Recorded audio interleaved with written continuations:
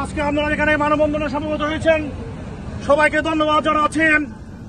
আপনারা জানেন খুনি হাসিনা পালিয়ে গেল, বাংলাদেশ আজকে 1 বছর অতিবাহিত হয়েছেন, কিন্তু খুনি হাসিনা পালিয়ে গেল বাংলাদেশের বিরুদ্ধে ষড়যন্ত্রগুলো বন্ধ হয়ে। আজকে এইখানে বসে বাংলাদেশ ইলেকশনের বিরুদ্ধে ষড়যন্ত্র করা হচ্ছে। জালিয়াপালং ইউনিয়ন দক্ষিণ জালিয়াপালংয়ের পাশে তার বিরুদ্ধে তীব্র প্রতিবাদ গড়ে তুলেছেন। আমরা আগামী দিনে এইখানে কোন এরকম ষড়যন্ত্র আমরা বরদাস্ত করা হবে না।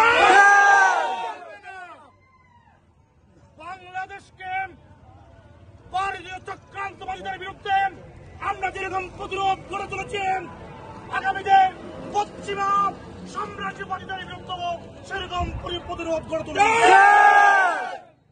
আজকে এইখানে বসে বাংলাদেশের বিরুদ্ধে, বাংলাদেশের আগামী জাতীয় সংসদ ইলেকশনের বিরুদ্ধে যে ষড়যন্ত্র করা হচ্ছে, বাংলার জনগণ সেটা মেনে নেবে না। সুপ্রিয় উপস্থিতি, দীর্ঘ লড়াই সংগ্রামের বিনিময়ে খুনি হাসিনা শেখ হাসিনাকে বাংলাদেশের ক্ষমতার মস্তক থেকে ছাত্র জনতা আজকে বিতাড়িত করতে সক্ষম হয়েছে,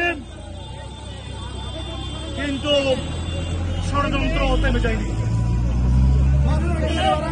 ষড়যন্ত্র থেমে যায়নি, তার ধারাবাহিকতায় কিছু কুচক্রী মহল যারা এই ভোটে ক্ষমতায় আসতে পারবে না, তারা এখানে বাংলাদেশের বিরুদ্ধে ষড়যন্ত্র করছেন।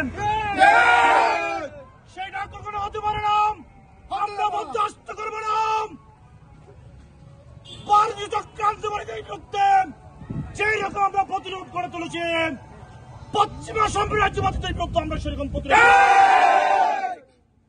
সুপ্রিয় উপস্থিতি, আজকে খুনি হাসিনা পালিয়ে যাওয়ার 1 বছর অতিবাহিত হয়েছে, কিন্তু আজকে সেই রকম একটা আনন্দঘন মুহূর্তে আজকে আমাদের এখানে প্রতিবাদ মুখর অবস্থান আসতে হয়েছে। শুধুমাত্র বাংলাদেশের বিরুদ্ধে ষড়যন্ত্র হওয়ার কারণে, আগামী জাতীয় সংসদে ষড়যন্ত্র হওয়ার কারণে আমরা স্পষ্ট ভাষায় বলে দিতে চাই, সেরকম ষড়যন্ত্র আমরা বরদাস্ত করব না। বাংলাদেশকে আরেকটি 111-এর দিকে ধাবিত করা হচ্ছে। গতকাল একটি উপদেষ্টা বলেছেন বাংলাদেশ থেকে 111 সৃষ্টি হওয়ার সম্ভাবনা তৈরি হয়েছে।